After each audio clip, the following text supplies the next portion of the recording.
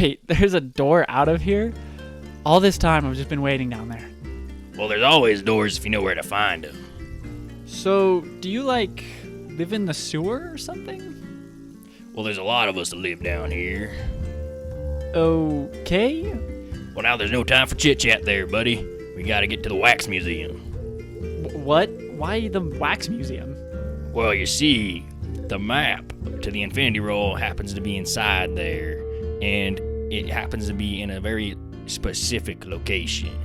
Whatever you say. I guess you're the expert. And so Martin and Bartholomew began their journey towards the Infinity Roll.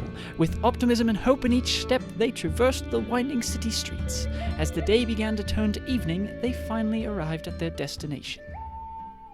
Wait, what's going on here? Looking around the scene, the two saw fleets of police cars surrounding the museum. Oh no! What if they touch Big Papa Bill's Mighty Fine Grill exhibit? I swear if they touch them patties made of wax, I'll do something nasty to them. I think that might be an overreaction. Let's just go see what's going on. Martin and Bartholomew approached an officer at the scene. Thank goodness you're here, Barth. We need your help. Of course there, Officer Jones. I'm always here to help the Wax Museum, especially after my Aunt Susan donated the most important exhibit, the Big Papa Bill's Mighty Fine Grill. Right this way. Let me explain the situation. While Martin was confused how on earth this police officer could know Bartholomew, he decided not to ask at the moment for fear of what Bartholomew might answer. As you may know, the museum was scheduled to be shut down today for some minor renovations, but someone managed to sneak in while the workers were on break and stole George Washington's head. George Washington's head, that is, not the real one's head. Of course there, Officer Jones. Me and Donald here, we'll go check it out. Following the brief conversation with the officer, Martin followed Bartholomew into the oversized carnival attraction of a museum. They passed countless figures as they traversed the maze-like halls of the building. Eventually, they came to a section of wax figures dressed as though they were ready to fight the Revolutionary War. There, in the middle of all the figures, was a broken glass wall that led to a now headless figure that Martin assumed to be George Washington. Well, I think we found the crime scene. We sure did. Okay, what should I be looking for then? We gotta find out who done did this terrible crime. Wait, I think I might have found something. What is it? What'd you find?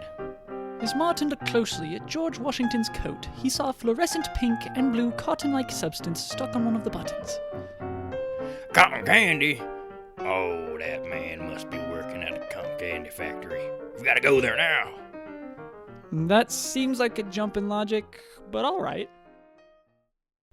Following no small amount of running, Martin and Bartholomew arrived at their destination, Wilbur's weirdly wonderful world-class cotton candy, as night fell.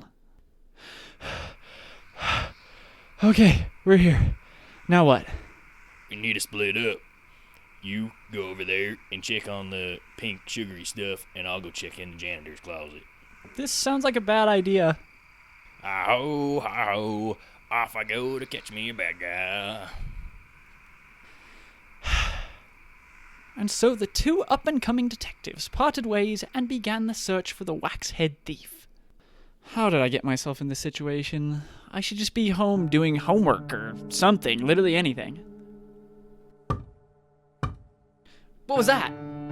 Martin spun around in an attempt to locate whatever had made the noise, but it was to no avail. Who's there? Why are you here? Martin did not realize the absurdity of asking why this mysterious noise was here when he was, in fact, the intruder. It was probably nothing. Martin was wrong. It was, in fact, something, and this something was now creeping up behind Martin with a lead pipe in its hand. Phil, watch out! Martin spun around to see what had been the cause of Bartholomew's concern, only to find a slender figure with the aforementioned lead pipe.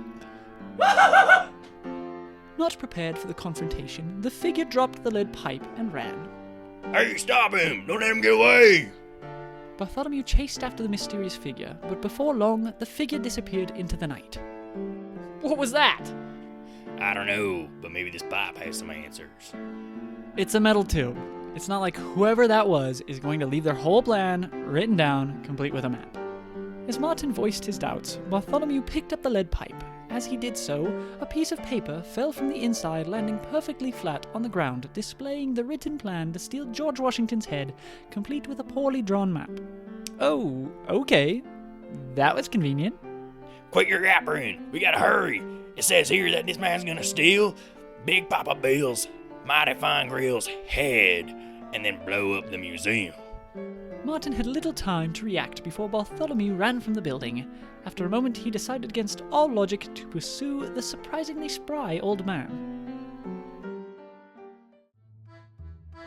Once again, the odd pair had arrived at the Wax Museum. By now, night had fallen, and the museum was covered in darkness. Okay, we're here. Where's the exhibit? This way, Jonathan. Follow me. Without hesitation, Bartholomew and Martin once again began running. They quickly traversed the winding halls of the museum, eventually arriving at the Big Papa Bill's Mighty Fine Grill exhibit. They arrived just in time to find the thief placing the bomb at Big Papa Bill's feet, with George Washington's head tucked under his left arm. Stop right there, thief! You're under arrest! Wait, can I do that? You'll never catch me alive, copper. The thief proceeded to arm the bomb and began running towards the back exit of the building, leaving behind the wax head. Martin looked at Bartholomew as he ran to defuse the bomb. Martin, in a moment of uncharacteristic courage, decided to chase after the thief. Defuse the bomb, Barth! I'll go catch him! Wait, you'll need this. Martin turned as Barth held out his so-called wizard stick. Alright, fine. Martin took the stick and began running after the thief.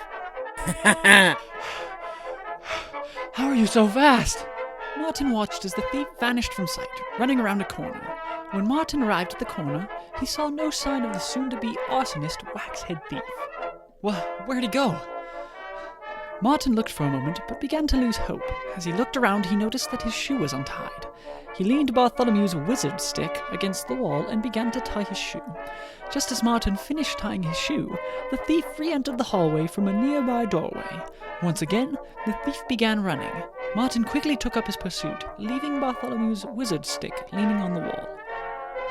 Eat this, copper! As the thief ran past the 80s rock band exhibit, he broke one of the wax figure's legs, causing a chain reaction in which the entire band fell into the path of Martin. Unfortunately, Martin was unable to react fast enough and tripped over what was once the rock band. Ah! Shoot! Unbeknownst to Martin or the thief, the rumbling caused from the destruction of the rock band exhibit caused the wizard stick to fall.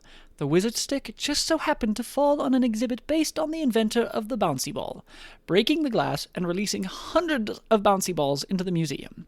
One of these bouncy balls, the bounciest ball in particular, happened to bounce through the Cavemen Discovering Fire exhibit, lighting the surprisingly heat-resistant bouncy ball on fire.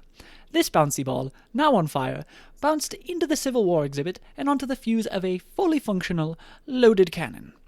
The cannon proceeded to fire, launching a cannonball into the roof directly above the thief. The roof then collapsed around the thief, perfectly trapping him without actually causing him any harm. That was convenient. After inspecting the thief situation, Martin decided to return to aid Bartholomew. Barth, have you disarmed the bomb yet? Oh, is that what I was doing? Sorry, I was lint rolling this guy's suit. It had a few cat hairs on it. Martin read the timer on the bomb and saw that there were only 5 seconds left. Out of the way, Barth! Martin grabbed George Washington's head and slammed it over the bomb. Get down! You good there, Nathan? Yeah, I'm good. How did we not? Blow up? Well, it's because of the wax. Back in my day when I was defusing bombs on a regular basis, we used wax when we didn't have enough time. Good thinking there, buddy. Is everyone all right here? Everything's good, Officer Jones. Barth, thank goodness you were here. We've got the perp in custody now. I knew we could count on you. Okay, how do you know each other? Oh, we served together on the force back in 96. Huh. What are you waiting for, Jackson? We must go find the Infinity Roll map. Oh, yeah, that. Where is it? The highest the seas pirate exhibit. Martin and Bartholomew proceeded to the pirate exhibit. Upon arrival, they found the map in the left hand of Blackbeard. Wait, are we going to steal the map? What? No, what are you thinking? We're not gonna steal the map. We're just gonna take a picture or whatever they call that thingy nowadays. Oh, phew. That's a much better option. Let me take out my okay. Barth suddenly, and from seemingly nowhere, proceeded to pull out an old-timey camera and take a snapshot of the map. Let's go, Frederico. Let's go find us an infinity road. Okay. All right. Fine.